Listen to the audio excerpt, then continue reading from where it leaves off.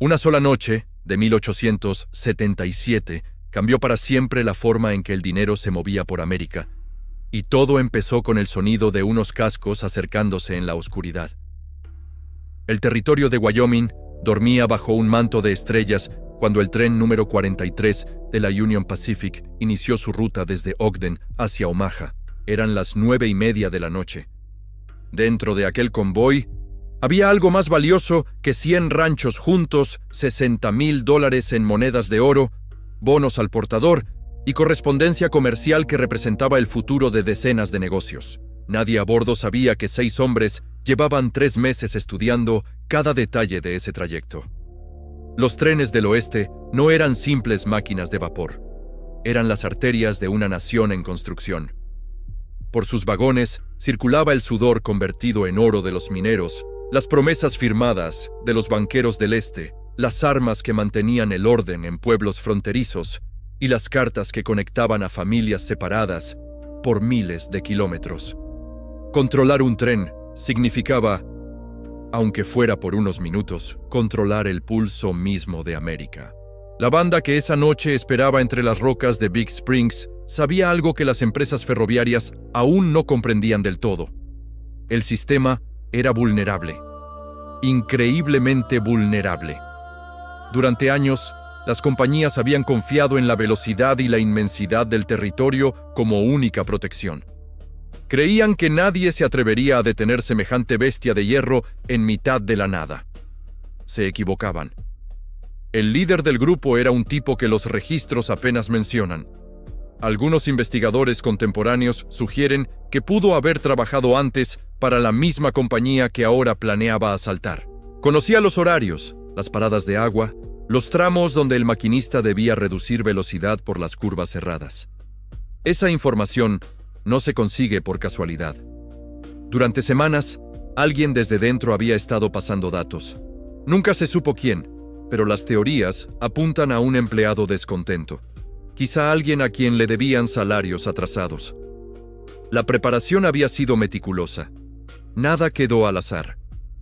Estudiaron las mareas de la luna para elegir la noche más oscura posible. Probaron la dinamita en cañones apartados para calcular la carga exacta. Suficiente para abrir una puerta reforzada, pero no tanta como para destruir el contenido. Enviaron exploradores disfrazados de buscadores de oro para mapear rutas de escape.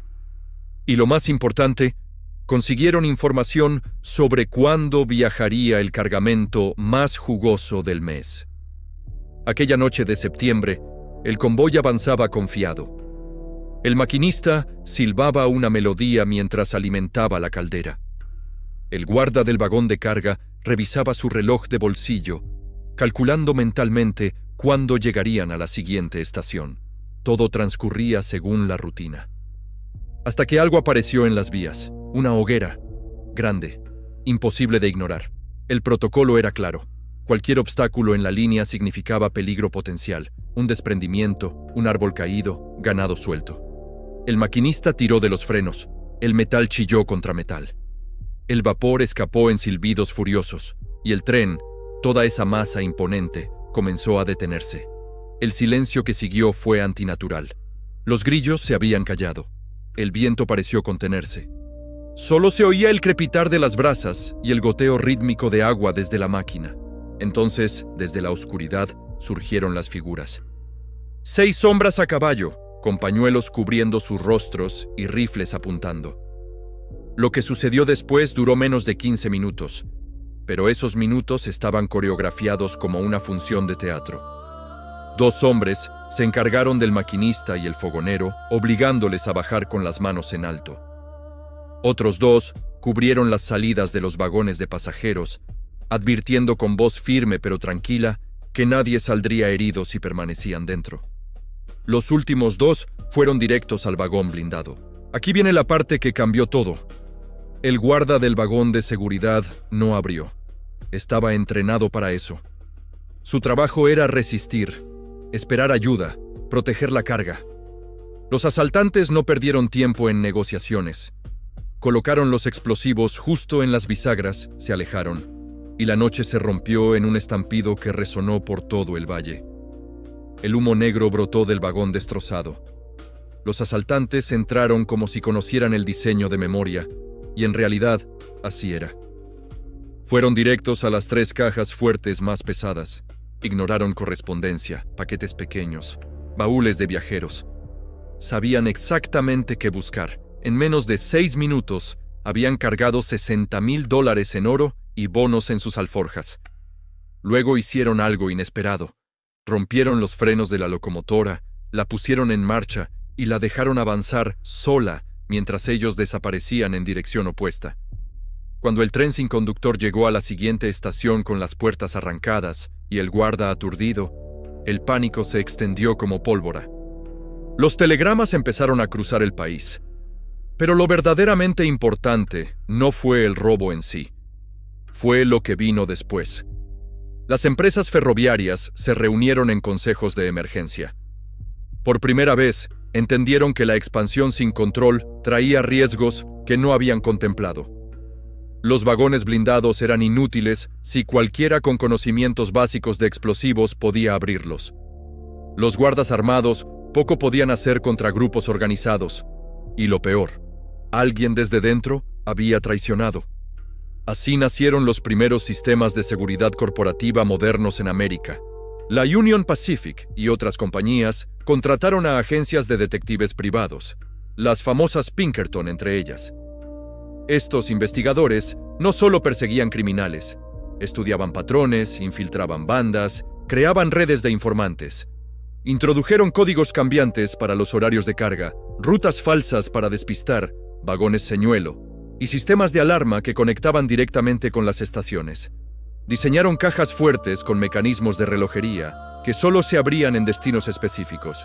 Instalaron sistemas de comunicación por telégrafo en tiempo real para alertar de cualquier anomalía. Empezaron a escoltar los trenes más valiosos con unidades montadas que patrullaban en paralelo. Todo el concepto de seguridad en tránsito tuvo que reinventarse. Los 6 hombres de Big Springs nunca fueron capturados, según algunos registros. Otras versiones sugieren que 3 de ellos murieron en tiroteos posteriores, y los demás desaparecieron con identidades nuevas. El dinero jamás se recuperó, pero su legado fue mucho más duradero que cualquier botín. Aquel asalto demostró algo fundamental.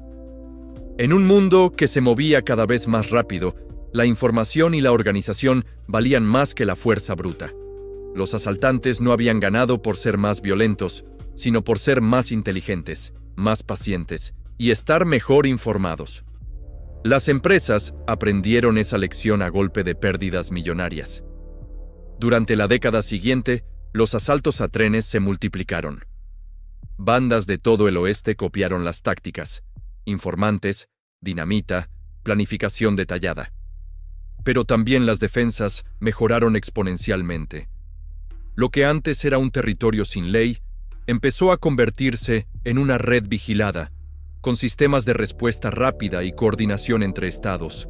Investigaciones contemporáneas sobre el crimen organizado en el oeste sugieren que el verdadero genio detrás de muchos de estos asaltos no era tanto la ejecución violenta, sino la ingeniería social.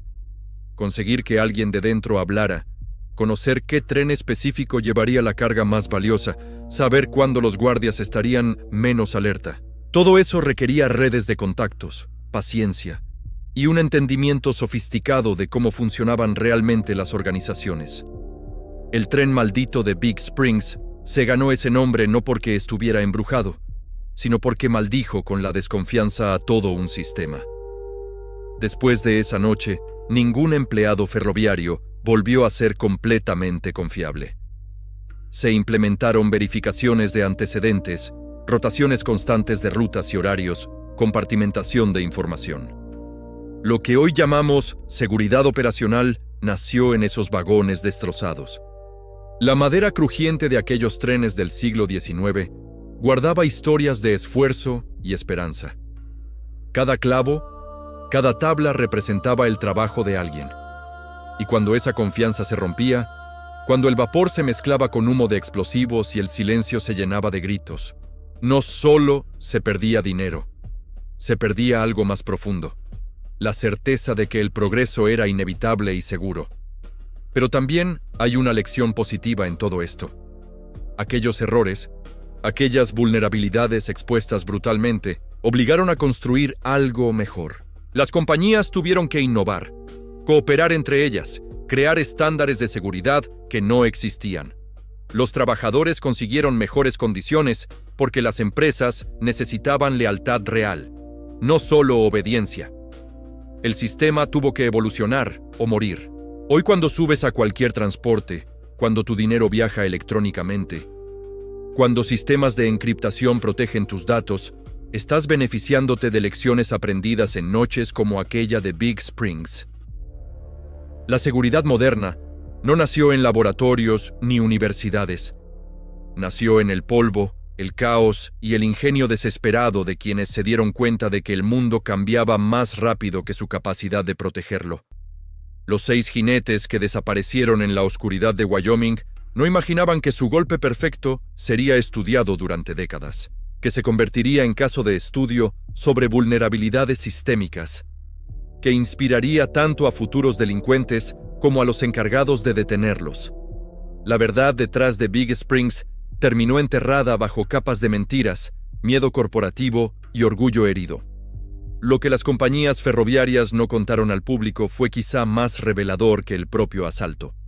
Durante semanas posteriores al robo, mantuvieron reuniones a puerta cerrada.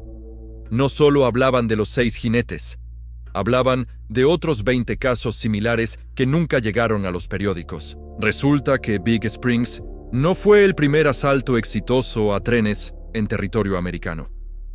Ni siquiera el más audaz. Pero sí fue el primero que no pudieron ocultar. La explosión fue demasiado grande. Demasiada gente la escuchó en pueblos cercanos. Y para cuando los ejecutivos intentaron controlar la narrativa, los corresponsales de prensa ya habían enviado telegramas a Boston, Chicago y Nueva York. La noticia viajó más rápido que cualquiera de sus trenes.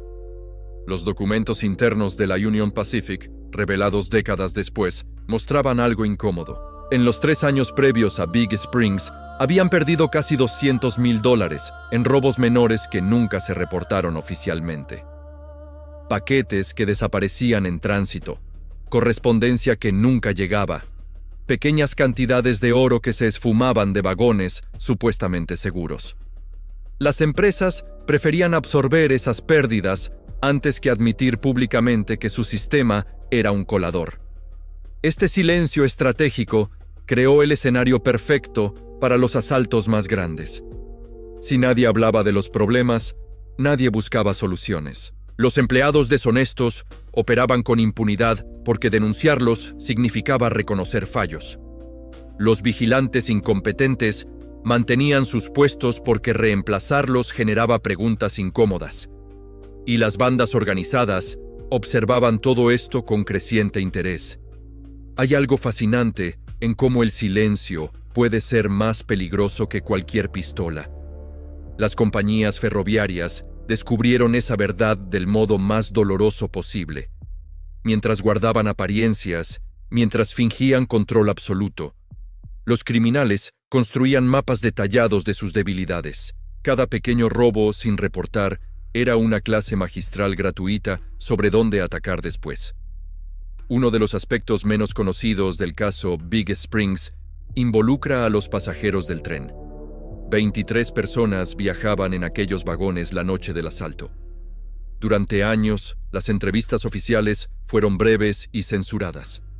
Pero algunos pasajeros escribieron cartas privadas, diarios personales, relatos para sus familias que nunca se publicaron. Y esos testimonios cuentan una historia diferente. Varios pasajeros afirman que uno de los asaltantes hablaba con acento educado. Nada del habla ruda que cabría esperar de bandidos del oeste. Una mujer que viajaba hacia Omaha escribió a su hermana describiendo cómo uno de los jinetes se disculpó por las molestias antes de encañonar al conductor.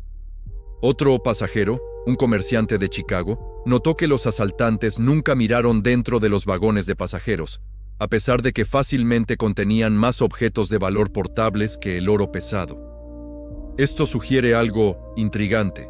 La banda no estaba interesada en maximizar su botín. Estaban interesados en algo específico.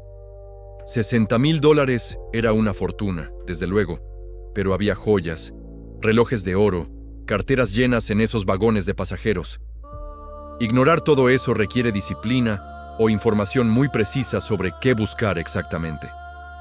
Algunos investigadores modernos teorizan que quizá el objetivo no era solo el dinero, sino destruir evidencia de algo más. Los bonos al portador que se llevaron eran particularmente interesantes. A diferencia del oro, que simplemente tiene valor, los bonos representaban deudas específicas, préstamos concretos, acuerdos entre personas identificables. Uno de esos bonos correspondía a un préstamo conflictivo relacionado con tierras indias. Otro financiaba un proyecto minero con acusaciones de fraude pendientes.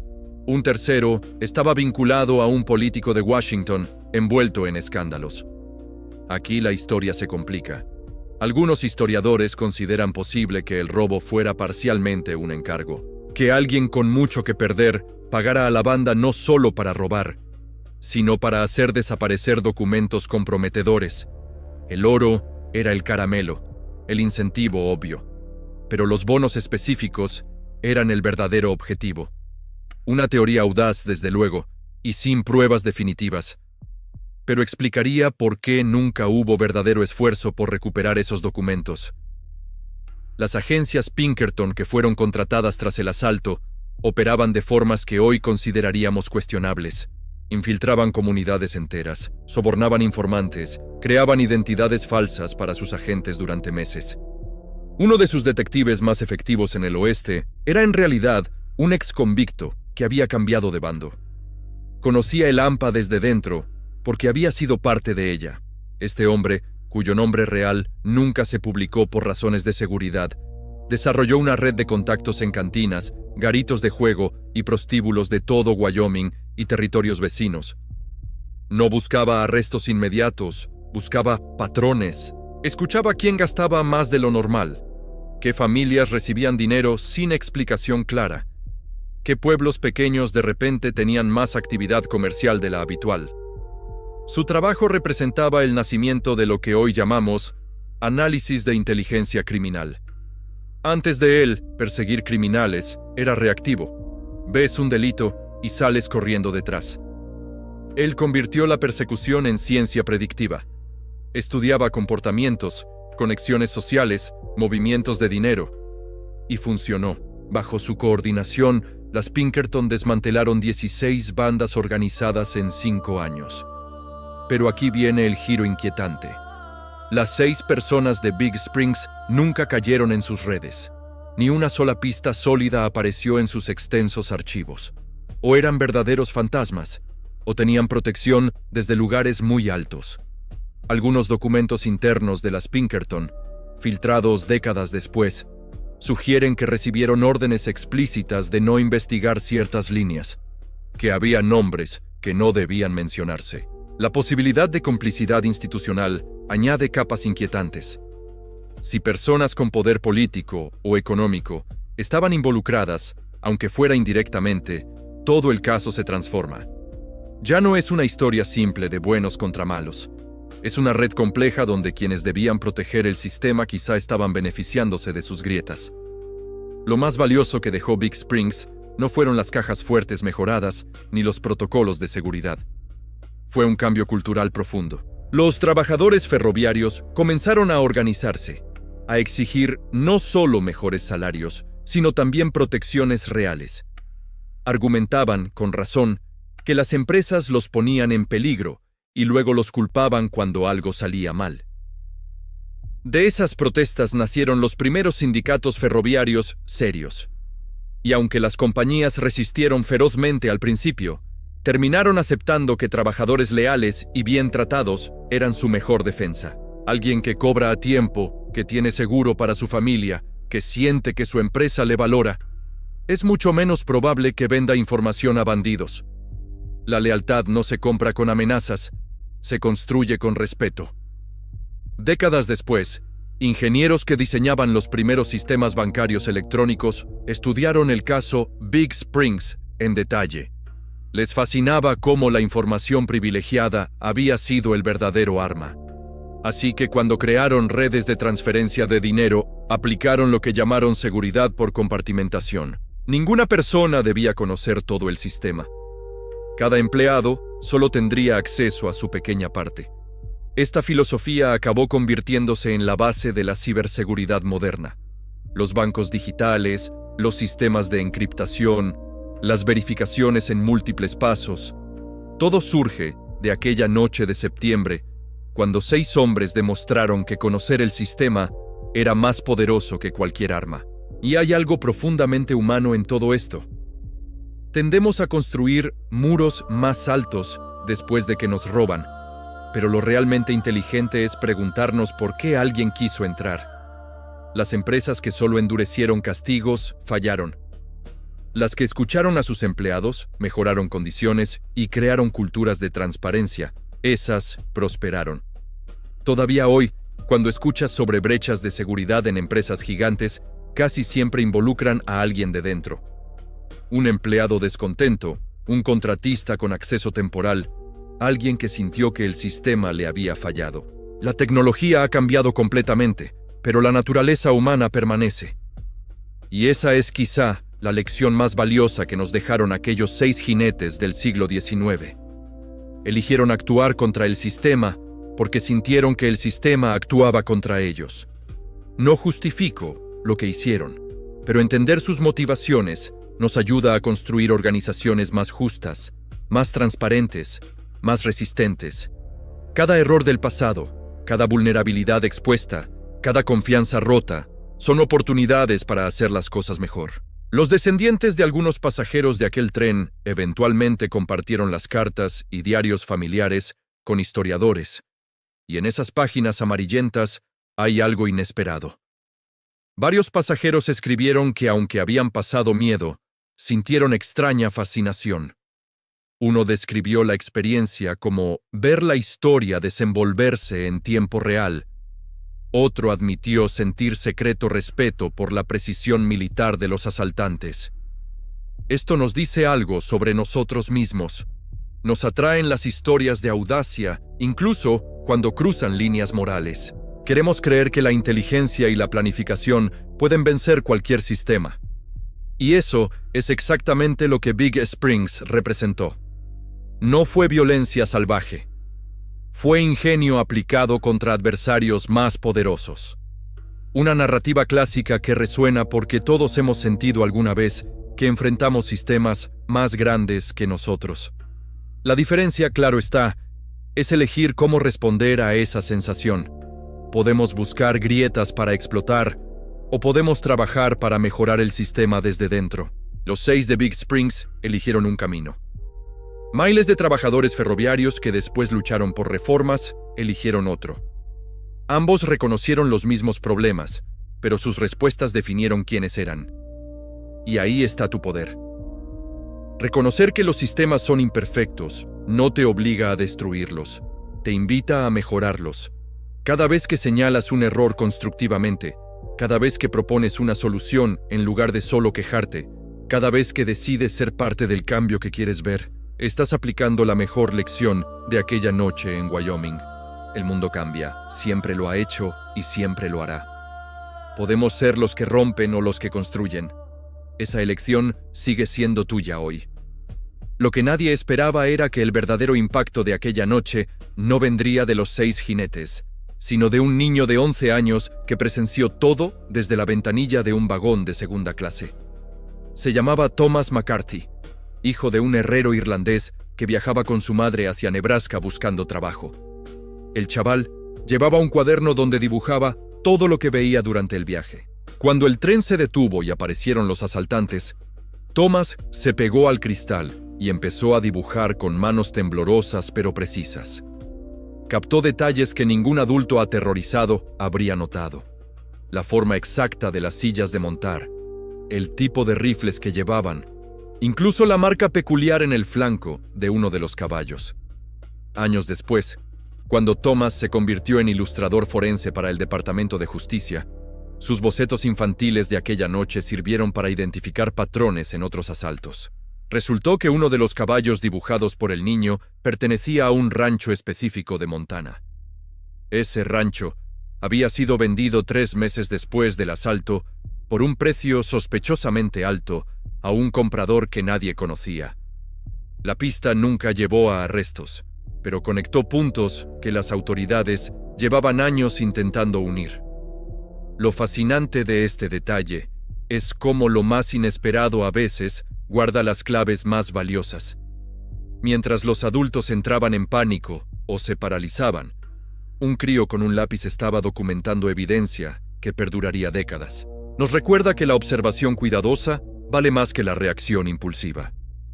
Pero hay otra historia dentro de esta historia que casi nadie conoce.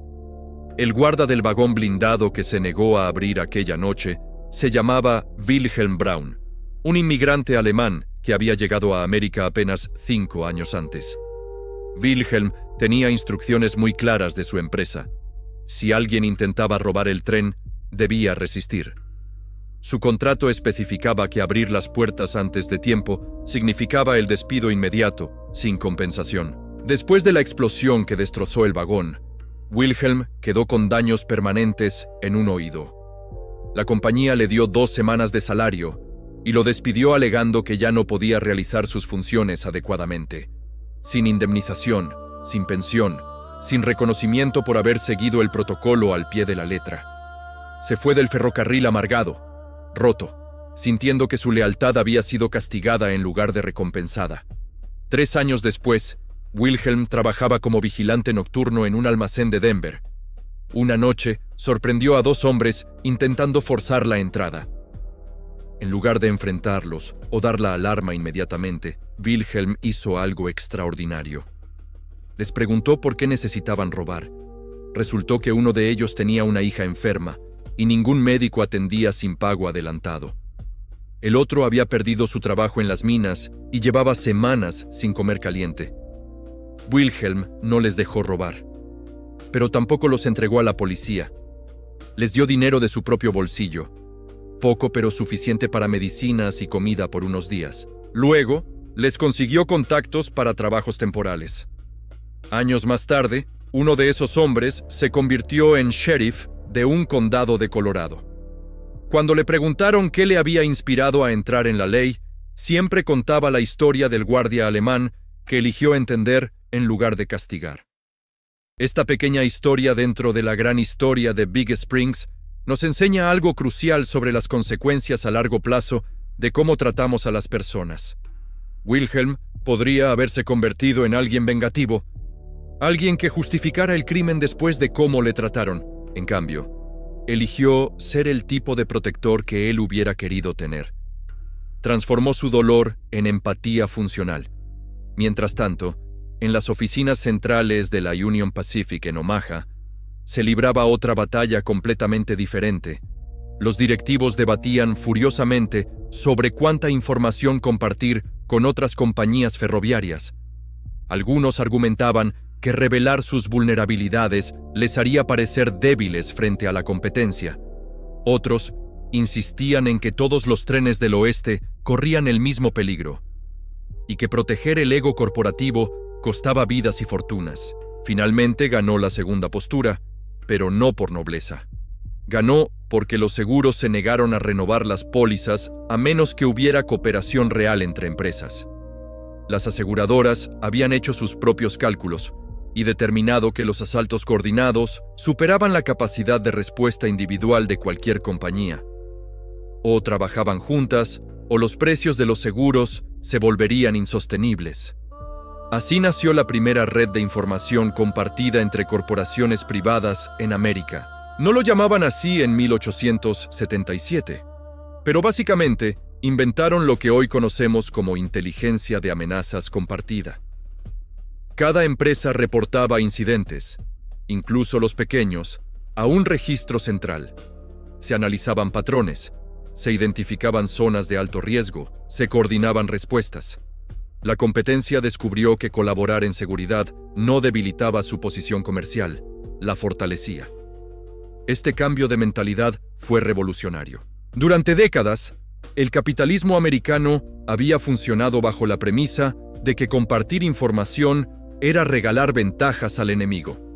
Big Springs demostró que algunos enemigos eran más peligrosos que la competencia, y que frente a amenazas sistemáticas, la colaboración no era debilidad, sino supervivencia inteligente. El impacto cultural fue incluso más profundo que el operativo.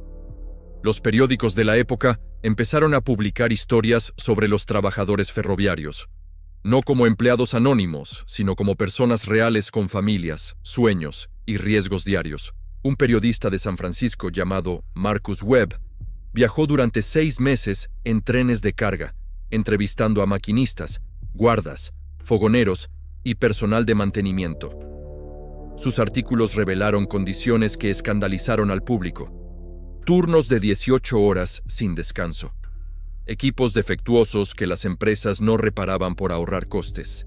Familias que vivían en la indigencia mientras sus padres movían fortunas ajenas. La serie de Webb se llamó Los hombres que mueven América y generó tal presión social que varias compañías implementaron reformas antes de que los gobiernos estatales las obligaran. Esta es otra lección fundamental que emerge de Big Springs. Los sistemas no cambian solo porque alguien los rompe. Cambian cuando suficiente gente entiende por qué estaban rotos en primer lugar. Webb convirtió estadísticas abstractas en historias humanas concretas, y las historias mueven corazones de maneras que los números nunca logran. Uno de los maquinistas que Webb entrevistó contó algo revelador. Dijo que muchos trabajadores sabían que sus trenes eran vulnerables, pero reportarlo significaba admitir que habían estado operando inseguramente durante años.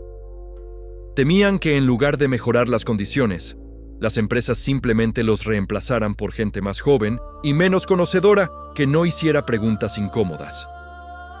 Ese miedo no era infundado. Había precedentes de despidos masivos tras incidentes menores, pero después de Big Springs, con la prensa vigilando y el público prestando atención, las empresas descubrieron que la transparencia servía mejor a sus intereses que el encubrimiento. Los trabajadores que reportaban problemas empezaron a recibir bonificaciones en lugar de castigos. Se crearon canales anónimos para señalar riesgos sin temor a represalias. Este cambio parece pequeño, pero transformó la cultura de seguridad. Cuando la gente puede hablar sin miedo, los problemas se detectan antes de volverse catástrofes. Cuando callar parece más seguro que reportar, los desastres se acumulan en silencio hasta explotar. Hay un detalle casi cómico que surgió años después del asalto. En 1882, un banquero de Boston, llamado Preston Lodge, estaba revisando viejas cuentas cuando notó algo extraño. Uno de los bonos robados en Big Springs había sido presentado para cobro en un banco de Londres 3 años después del robo, pero había sido rechazado porque faltaba un sello específico que lo validara.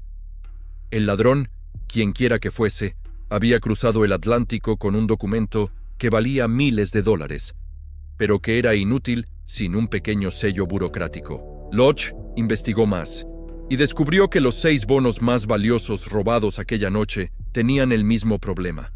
Habían sido emitidos prematuramente, antes de completar el proceso de validación oficial. Técnicamente existían, pero legalmente no podían cobrarse.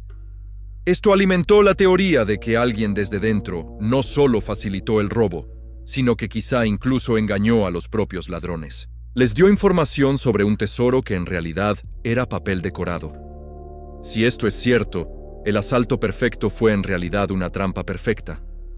Los ladrones arriesgaron sus vidas y libertad por un botín que nunca podrían convertir en riqueza real. Lodge nunca publicó sus hallazgos oficialmente. Algunos historiadores especulan que recibió presión para mantener silencio.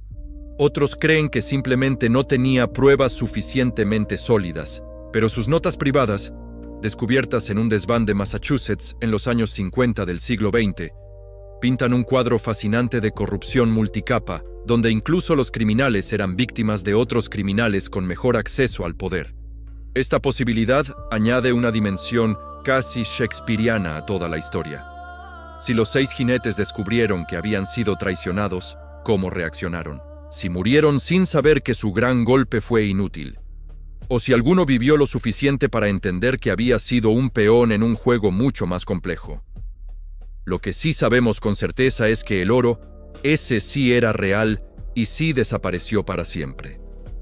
$60,000 en monedas de la época equivaldrían a varios millones hoy.